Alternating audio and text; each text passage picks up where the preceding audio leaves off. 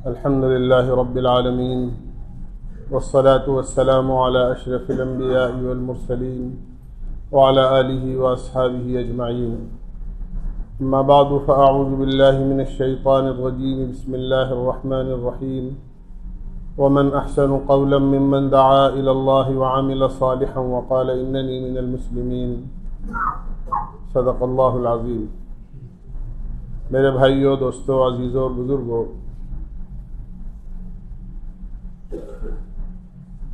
اللہ جل جلالہ عم نوالہ نے ہمیں تمام مخلوقات میں افضل بنایا ہے. ہم انسان ہیں. انسان اللہ کی سب سے اشرف مخلوق ہے. مخلوقات تو اللہ تعالیٰ نے ہزاروں کی تعداد میں پیدا فرمائی ہیں. ایسی مخلوقات بھی ہیں جن کو ہم دیکھتے ہیں اور ایسی بھی ہیں جو ہمیں نظر نہیں آتی، لیکن ان تمام مخلوقات میں سب سے اونچا جو درجہ ہے وہ انسان کا ہے. اللہ نے کائنات کی ساری چیزوں کو انسان کے لیے پیدا کیا ہے. هو الذی خلق لکم ما فی الارض جمیعا، کہ کائنات کی ہر چیز انسان کے لیے بنائی گئی ہے، اور انسان کو اللہ نے اپنی بندگی اور اپنی عبادت کے لیے پیدا کیا ہے. اور انسان کو اس بات کا حکم ملا ہے کہ ہم اچھے بنیں، اس لیے کہ اچھا انسان ہر ایک کو پیارا ہوتا ہے. اللہ بھی اچھے انسان کو پسند کرتا ہے، اس سے محبت کرتا ہے، اور اللہ کی مخلوق بھی اچھے انسان کو پسند کرتی ہے. اور ہر ایک کی خواہش ہوتی ہے کہ میرا تعلق جس سے بھی ہے وہ ایک اچھا انسان ہے. اگر کوئی دکاندار ہے تو اس کی یہ خواہش ہوتی ہے کہ میرے یہاں کام کرنے والے جو ورکر ہیں، ملازم ہیں، وہ اچھے لوگ. اسی طرح ملازم اور جو کام کرنے والے ہوتے ہیں ان کی بھی یہ خواہش ہوتی ہے کہ میرا دکاندار جس کے یہاں میں کام کر رہا ہوں وہ ایک اچھا انسان ہو. بیوی کی خواہش ہوتی ہے کہ میرا شوہر اچھا ہو، شوہر کی خواہش ہوتی ہے کہ بیوی اچھی ہو. ہر ایک اچھے انسان کو پسند کرتا ہے، لیکن اچھائی کا جو معیار ہے وہ ہر ایک کی نظر میں الگ الگ ہے. اور مجموعی اعتبار سے دنیا میں انسانوں کی سوچ اچھے انسان کے اعتبار سے اور اچھائی کے اعتبار سے کچھ اور ہے، اور اللہ اور اس کے رسول کس کو اچھا کہتے ہیں وہ ایک الگ چیز ہے. عام طور سے دنیا میں اچھا انسان وہ سمجھا جاتا ہے، لوگ سمجھتے ہیں کہ اس کی شکل و صورت اچھی ہے، بہت اچھا آدمی ہے، بہت اچھے خاندان کا ہے، کہ بہت اچھا آدمی ہے. آدمی کے پاس پیسے ہیں، مال ہے، کہ صاحب یہ بڑے آدمی ہیں. اسی طرح کسی کے کپڑے اچھے ہیں تو لوگ اس کو اچھا سمجھتے ہیں، کسی کی سواری اچھی ہے تو لوگ اس کو اچھا سمجھتے ہیں، کسی کا کاروبار اچھا ہے تو لوگ اس کو اچھا سمجھتے ہیں. لیکن اللہ اور اس کے رسول کا جو پیمانہ ہے وہ بالکل لوگوں کی سوچ سے اور لوگوں کے اندازے سے الگ ہے اور مختلف ہے. اللہ اور اس کے رسول کی نظر میں اچھا انسان وہ ہوتا ہے جس کے اندر اچھی صفات ہوں. آدمی صفات سے اچھا بنتا ہے. ایمان ہو اس کے اندر، اخلاق ہو اس کے اندر، ہمدردی ہو اس کے اندر، رحم دلی ہو اس کے اندر، بڑوں کا ادب ہو اس کے اندر، چھوٹوں پر شفقت ہو اس کے اندر. یہ سب چیزیں اور یہ وہ صفات ہیں جن صفات سے اللہ اور اس کے رسول کی نظر میں انسان اچھا بنتا ہے. دونوں کا معاملہ بالکل الگ الگ ہے. دنیا کی سوچ الگ ہے، دنیا کی آواز الگ ہے، اور اللہ اور اس کے رسول صلی اللہ علیہ وسلم ان کا پیمانہ اچھے انسان کو ناپنے کا الگ ہے۔ مدد جو آتی ہے اللہ کی طرف سے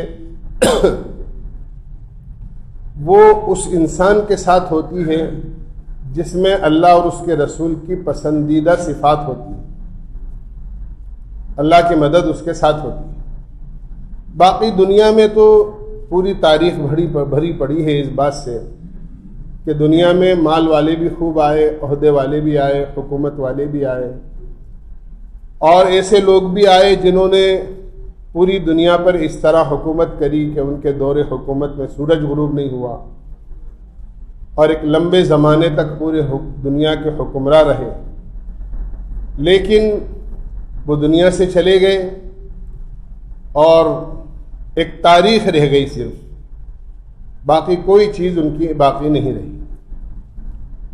اسی طرح دوسری طرف الانبیاء علیہم السلام تھے، ان کے ماننے والے تھے، اللہ کے نیک بندے تھے، حضرات صحابہ اکرام تھے، بزرگان دین تھے۔ ایک ان کی زندگیاں ہیں جو اس زمانے میں بھی لوگوں کے، انسانوں کے لیے نمونہ تھیں، اور آج بھی ہیں، اور نامعلوم کتنے عرصے تک، قیامت تک ان کی زندگیاں نمونہ رہیں گی کہ وہ ایک اچھے انسان بن کر دنیا سے گئے ہیں۔ میں عرض کرتا رہتا ہوں، حضرت خواجہ معین الدین چشتی رحمۃ اللہ علیہ کو 800 سال سے زیادہ کا عرصہ ہو گیا دنیا سے گئے ہوئے، لیکن اللہ تعالیٰ نے ان کی اچھائی کی وجہ سے ان کی محبت لوگوں کے دلوں میں اتنی ڈال رکھی ہے کہ مسلمان تو مسلمان، غیر بھی آج بڑی عقیدت کے ساتھ ان کے مزار پر حاضر ہوتے ہیں۔ یہ ایک اچھے انسان کی محبوبیت کی بات ہوتی ہے۔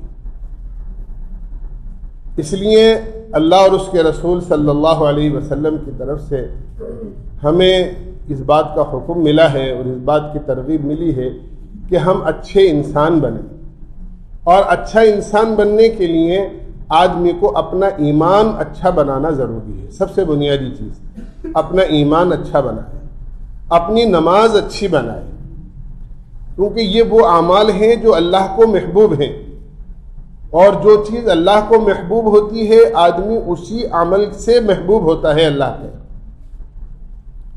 آدمی اپنا ایمان اچھا بنائے کہ اللہ کے سوا کوئی معبود نہیں، یعنی کوئی بھی نفع نقصان پہنچانے کا اہل نہیں ہے سوائے اللہ کے۔ جو کچھ اچھا ہوتا ہے یا جو کچھ دنیا میں بگڑتا ہے وہ سب کچھ اس کے حکم سے ہوتا ہے، اس کے حکم کے بغیر دنیا میں پتا بھی نہیں ہل سکتا۔ قرآن کریم میں اللہ تعالیٰ نے فرمایا ہے کہ وَمَا تَسْقُطُ مِن وَرَقَةٍ إِلَّا يَعْلَمُهَا، کوئی پتا گرتا ہے تو اس کو وہ بھی جانتا ہے کہ کوئی پتا گرا ہے درخت سے۔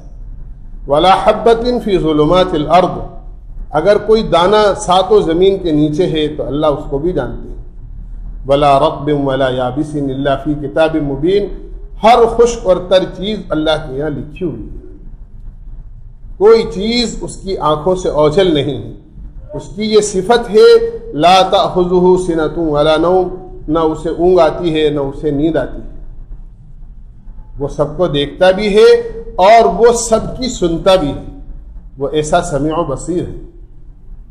اللہ کو ایسا ماننا جیسا کہ وہ اپنی ذات و صفات میں ہے، یہ ایمان کی حقیقت ہے۔ اسی لیے ایمان مجمل اور ایمان مفصل بچوں کو شروع کے اندر مدرسوں میں پڑھاتے ہیں۔ آمنت باللہ، ایمان لایا میں اللہ پر، کما ہوا باسمائہ و صفاتہ، کہ جیسا وہ اپنی ذات اور صفات میں ہے میں نے اللہ کو ایسا مانا، جیسا وہ اپنی ذات اور صفات میں ہے میں نے اللہ کو ایسا مانا، اس میں کسی چیز کو شریک نہ کرے، اللہ کی ذات میں کسی کو شریک نہ کرے، کیونکہ اللہ کو شرک ادنا برابر بھی پسند نہیں۔ آدمی کے ذہن میں اگر یہ تصور ہے کہ ہاں ٹھیک ہے اللہ روزی تو دیتا ہے، بالکل بے شک اللہ روزی دینے والا ہے، لیکن دکان کے بغیر کیسے کام چلے گا، میرے کاروبار کے بغیر کیسے کام چلے گا، میری ملازمت کے بغیر کیسے کام چلے گا، مجھے مزدوری کے بغیر کیسے روزی ملے گی۔ اس چیز کو سمجھنے کے لیے آدمی کبھی تنہائی میں بیٹھ کر یہ سوچے کہ صرف انسان ہی ایک ایسی مخلوق ہے جو اپنی روزی کے لیے کوئی سبب اختیار کرتا ہے، ورنہ اس کے علاوہ کتنی جاندار مخلوق ہیں، کتنی جاندار مخلوق ہیں، لیکن ان میں سے کوئی مخلوق ایسی نہیں ہے جو اپنی روزی کے لیے کوئی سبب یا اپنا کوئی کاروبار کرتی۔ کتنا مشہور واقعہ ہے کہ ہم نے بارہا سنا ہے، سلیمان علیہ السلام نے اللہ کی مخلوق کی دعوت کی اور مہینوں کھانا بنوایا، اور جب کھانا اتنا تیار ہو گیا کہ وہ مخلوق کو کافی ہو جائے تو اللہ سے درخواست کی کہ اللہ آپ بھیجیے اپنی مخلوق کو، اب کھانا اتنا ہو گیا ہے جو آپ کی مخلوق کے لیے کافی ہو جائے۔ تو ایک مچھلی نکلی اور ایک لقمے میں سارا کھانا کھا گئی، اور دوبارہ منہ کھولا تو سلیمان علیہ السلام نے اس کو طعنہ دیا، ساری سب کا کھا گئی اور پھر منہ پھاڑتی ہے۔ تو وہ کہنے لگی کہ آپ نے آج دعوت کر کے مجھے بھوکا مار دیا، میرا مالک ایسے 3 لقمے مجھے روز کھلاتا ہے۔ اب ہم سوچیں کہ وہ جو 3 لقمے اتنے کھانے کے وہ کھاتی ہے روزانہ، کیا اس کا کوئی کاروبار ہے؟ کیا اس کا کوئی کارخانہ ہے؟ کیا اس کی کوئی فیکٹری ہے؟ کیا وہ کہیں ملازم ہے؟ کوئی محنت مزدوری کر کے اپنی روزی کا انتظام کرتی ہے؟ یہ تو ایک مخلوق ہے نامعلوم۔ اس طرح کی کتنی مخلوق ہے اللہ کی کہ اللہ ان کو روزی دے رہا ہے۔ اس لیے اللہ کو قطعاً یہ چیز پسند نہیں ہے کہ آدمی اللہ کی ذات میں کسی سبب کو شریک کرے کہ ہاں کہ اللہ یہ کام تو کرے گا لیکن اس کے بغیر کیسے ہوگا۔ اللہ کو یہ چیز بغیر والی چیز پسند نہیں۔ حضرت سفیان ثوری رحمۃ اللہ علیہ فرماتے ہیں کہ ایمان کی حقیقت تو یہ ہے، لو کانت السماء حدیدا والارض نحاسا وما يمطر قطرة من السماء ولا ينبت نباتا من الارض، اگر آسمان لوہے کا ہو جائے اور زمین تانبے کی ہو جائے اور آسمان سے ایک قطرہ بارش کا نہ برسے اور زمین سے ایک دانہ غلے کا نہ ہوگے، تو بھی یقین یہی کرنا چاہیے کہ اللہ روزی پہنچانے پر قادر ہے۔ ایسے حالات میں بھی اللہ روزی پہنچا کر رہے گا۔ اسی لیے حدیث میں آتا ہے، اللہ کے نبی علیہ السلام نے ارشاد فرمایا، لو انتم تتوکلون علی اللہ حق توکلی، اگر تم اللہ کی ذات پر ایسا بھروسہ کرو جیسا کہ اس پر بھروسہ کرنے کا حق ہے، اس کی ذات پر ایسا یقین کرو جیسا کہ اس کی ذات پر یقین کرنے کا حق ہے، تو اللہ تمہیں ایسے روزی دے گا جیسے پرندوں کو روزی دیتا ہے۔ جب صبح کو اپنے گھونسلوں سے نکلتے ہیں تو ان کے پوٹے اور پیٹ خالی ہوتے ہیں، اور جب شام کو اپنے گھونسلوں کو واپس آتے ہیں تو ان سب کے پیٹ بھرے ہوئے ہوتے ہیں۔ اللہ اس طرح روزی دے۔ تو اللہ کی ذات میں اور صفات میں کسی کو شریک نہ کرے، اس لیے کہ یہ چیز اللہ کو پسند نہیں۔ اللہ کی ذات پر یقین کرے، یہ ایمان کی حقیقت ہے، اس کو ایمان کی طاقت کہتے ہیں کہ اللہ ہی کرنے والا ہے، اس کے بغیر کوئی نہ اس کا وزیر ہے، نہ اس کا کوئی مشیر ہے، نہ کوئی اس کا ساجی ہے، اور نہ کوئی اس کا معاون اور مددگار ہے۔ وہ تنہا بغیر کسی مدد کے جو چاہتا ہے کرتا ہے، اور اب تک جو کچھ کیا ہے اسی نے کیا ہے، اور آئندہ جو بھی کرے گا وہ اسی سے کرے۔ یہ سب سے بڑی صفت ہے جس کو ایمان کی صفت کہتے ہیں، جو اللہ کو سب سے زیادہ محبوب ہے۔ اسی لیے فرمایا کہ یہ صفت اتنی قیمتی ہے اللہ کے نزدیک کہ آدمی ایمان کے بغیر تو جنت میں داخل ہو ہی نہیں سکتا۔ ایمان کے بغیر آدمی جنت میں داخل ہو ہی نہیں سکتا۔ ایمان والا ہی جنت میں جائے۔ ایمان کے علاوہ اگر دنیا میں جتنے خیر کے کام آدمی کرتا ہے، اللہ اس کی قدر کرتے ہیں، اور اس کی قدر یہ ہے کہ دنیا ہی میں اس کو اس کا بدلہ چکا دیتے ہیں، اس کو چکا دیتے ہیں، اس کی اولاد کو چکا دیتے ہیں۔ لیکن ایمان کے بغیر وہ اپنے کسی بھی اچھے کام کو کیے بغیر اچھے کام کو کر کے وہ جنت میں نہیں جا سکتے جب تک ایمان اس کا نہیں ہوگا۔ ایمان تو جنت میں داخلے کی شرط ہے، اس لیے سب سے بنیادی جو چیز ہے وہ ایمان ہے۔ اسی طرح نماز ہے، اسی طرح اخلاق ہے، اسی طرح ایک دوسرے کی ہمدردی ہے، اسی طرح اللہ سے تعلق ہے، اللہ کے نبی کی محبت ہے، آپ کی ایک ایک سنت پر عمل کرنا ہے۔ یہ ایسی صفات ہیں جن صفات سے آدمی قیمتی بنتا ہے، جن صفات سے آدمی قیمتی بنتا ہے، اللہ کے جو بھاؤ لگتا ہے۔ اسی لیے آدمی کا عمل قیامت میں تولا جائے گا، اور جس کا عمل جتنا اچھا ہوگا اس کا وزن قیامت میں اتنا ہی بھاری ہوگا۔ بلکہ ایک روایت میں آتا ہے کہ عمل کرنے والے کو قیامت میں تولا جائے گا، عمل کرنے والے کو تولا جائے گا، اور عمل کرنے والے کا جو وزن ہوگا وہ عمل کی بنیاد پر وزنی ہوگا۔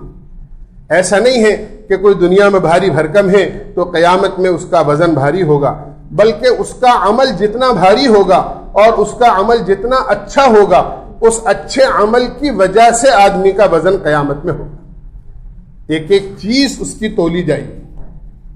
اسی لیے حدیث میں آتا ہے سبحان اللہ اگر آدمی کہتا ہے تو ایک سبحان اللہ کہنا قیامت کے دن جو میزان عدل قائم ہوگی اور جو انصاف کی ترازی قائم ہوگی، آدھے پڑلے کو ایک مرتبہ سبحان اللہ کہنا بھر دیتا ہے۔ اتنا بڑا اجر و ثواب ملتا ہے کہ اس ترازو کا آدھا پڑلا بھر جاتا ہے، اور الحمدللہ کہتا ہے تو باقی جو آدھا پڑلا ہے وہ اس سے بھر جاتا ہے۔ ان کا ثواب بہت زیادہ ہے۔ اسی لیے حدیث میں آتا ہے جب کوئی نیکی آدمی کرتا ہے تو اللہ اس نیکی کی پرورش کرتے ہیں، اس کو بڑھاتے ہیں۔ کسی آدمی نے صدقہ کیا، اس صدقے کو اللہ بڑھاتے ہیں، اور اتنا بڑھاتے ہیں اتنا بڑھاتے ہیں کہ دنیا میں اللہ کے نام پر اس کی رضا کو حاصل کرنے کے لیے ایک کھجور اگر کسی نے دی ہوگی تو اللہ قیامت میں اس کو اتنا بڑھا کر اس کا اجر اور ثواب دیں گے کہ جب قیامت میں وہ کھجور لائی جائے گی اور میزان عدل میں اور انصاف کی ترازو میں رکھی جائے گی تو اس کھجور کا وزن احد پہاڑ سے زیادہ ہوگا۔ اللہ اس طرح آدمی کا اور اس کے اعمال کا وزن بڑھائے گا۔ اس لیے میں نے عرض کیا کہ اصل جو چیز ہے وہ اچھائی ہے کہ آدمی اچھا انسان بنے، اور اچھا انسان مال و دولت سے نہیں بنتا ہے، دنیا کی ظاہری چیزوں سے نہیں بنتا ہے، کیونکہ یہ ظاہری چیزیں تو ایسی ہیں جو جن کی اچھائی دنیا ہی میں باقی نہیں رہتی۔ آدمی نے صبح کپڑے پہنے شام کو میلے ہو جاتے، آدمی نے کھانا کھایا کتنا ہی بہترین اور خوشبودار کھانا ہو، آدمی نے لقمہ توڑا اور لقمہ توڑ کر منہ میں رکھا، اس منہ میں رکھنے کے بعد اس کی حیثیت اتنی گر جاتی ہے کہ وہ اپنے منہ میں رکھا ہوا لقمہ اگر واپس نکالے تو سامنے بیٹھے ہوئے آدمی کھانا نہیں کھا سکتے، اس کے وہ گھن کریں گے، وہ کراہیت محسوس کریں گے کہ یہ آدمی کیا کر رہا ہے۔ یعنی ذات کے اعتبار سے تو آدمی اتنا گندا ہے کہ اس کے منہ میں رکھا ہوا لقمہ اگر یہ واپس نکال رہا ہے تو لوگوں کا کھانا کھانا مشکل ہو رہا ہے۔ اللہ والے اس حقیقت کو ظاہر کرتے ہیں۔ ایک بادشاہ ایک مرتبہ اپنی سواری کے ساتھ جا رہا تھا، اس کی ایک بہت خوبصورت باندی تھی، وہ بھی اس کے ساتھ تھی، اور جب وہ وہاں سے گزری تو ان اللہ والوں نے اس کو دیکھا، ان کی نظر پڑی تو کہنے لگے اس بادشاہ سے، کہنے لگے تو اپنی اس باندی کو فروخت کرے گا؟ تو بادشاہ نے یہ کہا کہ تجھ جیسا فقیر اگر میں بیچنا بھی چاہوں تو کیا اس کو خرید سکتا ہے؟ تو انہوں نے یہ کہا کہ یہ تو کیا، میں تو اس سے اچھی کو خرید سکتا ہوں۔ بادشاہ نے ان سے پوچھا کہ اچھا اگر میں بیچوں تو تم اس کی کیا قیمت دے سکتے ہو؟ تو انہوں نے فرمایا کھجور کی 2 گٹھلیاں میں اس کی قیمت دے سکتا ہوں، کھجور نہیں، کھجور کھانے کے بعد جو گٹھلیاں بچتی ہیں، فرمایا کہ 2 گٹھلیاں میں اس کی قیمت دے سکتا ہوں۔ بادشاہ کو انتہائی تعجب ہوا اور بادشاہ یہ سوچنے لگا کہ میں تو پہلے گمان ہی کرتا تھا کہ شاید یہ آدمی پاگل اور بے وقوف ہے، لیکن اس کی باتوں سے پتہ لگتا ہے کہ واقعی یہ آدمی بے وقوف اور بالکل پاگل ہے۔ بادشاہ نے تھوڑا مزاح کرتے ہوئے آگے بات بڑھائی اور کہنے لگا کہ آپ نے جو اس کی قیمت لگائی ہے وہ کس وجہ سے لگائی ہے کہ کھجور کی 2 گٹھلیاں آپ اتنی خوبصورت باندی کی قیمت لگا رہے ہیں؟ تو کہنے لگے کہ اصل میں اس میں عیب بہت ہیں، اس وجہ سے میں نے اس کی قیمت لگائی۔ تو بادشاہ نے پوچھا کہ کیا عیب ہے؟ کہنے لگے کہ میں ابھی گنوا دیتا ہوں آپ کو۔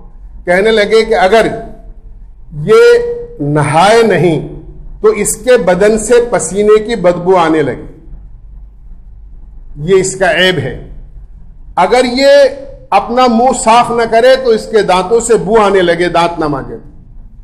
اس کے کانوں سے میل آتا ہے, اس کے ناک سے ناک آتی ہے, اس کے منہ کے اندر سے بلغم آتا ہے.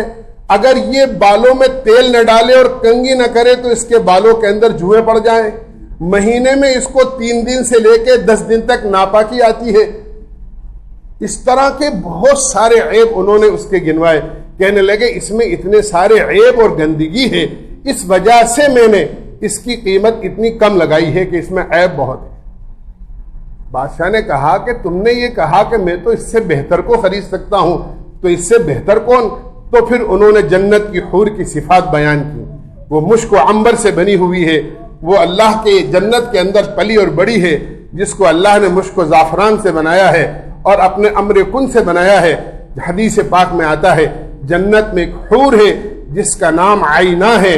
جب وہ جنت میں چلتی ہے تو 70,000 خادم اس کے بائیں طرف چلتے ہیں اور 70,000 خادم اس کے دائیں طرف چلتے ہیں. 1,40,000 خادموں کے درمیان کے اندر وہ چلتی ہے. یہ اس کی شان ہے.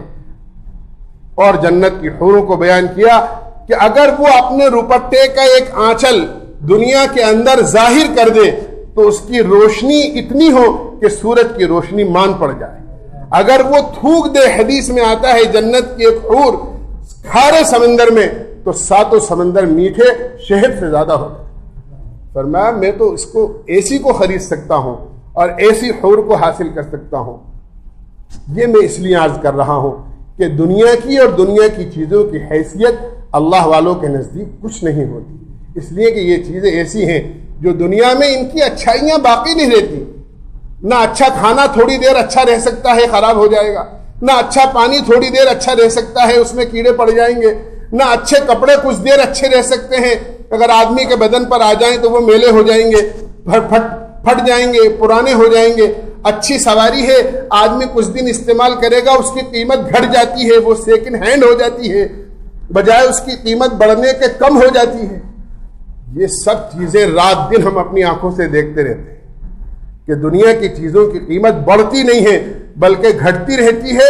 یہاں تک کہ ایک موقع ایسا آتا ہے کہ آدمی ان سب چیزوں کو چھوڑ دیتا ہے یا یہ چیزیں آدمی کو چھوڑ دیتی. لیکن جو صفات ہیں, ایمان ہے, نماز ہے, قرآن ہے, یہ ایسی صفات ہیں کہ آدمی جب تک دنیا میں ہے اس کے ساتھ ہیں, اور جب دنیا سے جائے گا تو ان صفات کو اپنے ساتھ لے کر جائے گا. بڑے بڑے بادشاہ گئے, دنیا کی ساری چیزیں چھوڑ گئے, ملک و مال چھوڑ گئے. ایمان والے دنیا سے جاتے ہیں یا گئے, وہ اپنا ایمان, اپنی نماز, اپنا قرآن, اپنی یہ صفات اپنے ساتھ لے کر گئے. اور اللہ کے ہاں دنیا کی جن چیزوں کی وجہ سے وہ اپنی شان سمجھتے تھے, دنیا کی چیزیں وہاں کسی کے ساتھ نہیں گئیں, وہ یہیں رہ گئیں. اور جو اپنی شان اعمال کی وجہ سے سمجھتے تھے, اعمال ان کے ساتھ گئے اور قیامت میں ان کے یہ کام آئیں گے. اس لیے سمجھدار آدمی وہ ہے. اللہ کے نبی علیہ الصلوۃ والسلام نے ارشاد فرمایا الکیس من دان نفسہ وعمل لما بعد الموت. سمجھدار اور عقل مند آدمی تو وہ ہے جو مرنے کے بعد کی جو زندگی ہے اس میں جو چیزیں کام آنے والی ہیں ان کو جمع کرے, ان کو اکٹھا کرے, ان کے لیے کرے جو کچھ بھی کرنا ہو. وہ ہے سمجھدار آدمی. دنیا میں سمجھدار اس کو سمجھا جاتا ہے جو دنیا میں خوب مال جمع کرے, جو اچھی کمائی کرے. لیکن اللہ اور اس کے رسول فرما رہے ہیں کہ سمجھدار آدمی وہ ہے جہاں ہمیشہ رہنا ہے, جہاں کبھی موت نہیں آئے گی اور ہمیشہ کی زندگی ہوگی, وہاں جو چیزیں کام آنے والی ہیں اس کو جمع کر کے یہاں سے لے کر جائے, اس کی تیاری کر کے لے کر جائے. وہ ہے سمجھدار آدمی. اللہ ہمیں سمجھنے کی اور عمل کی توفیق نصیب فرمائے. وآخر دعوانا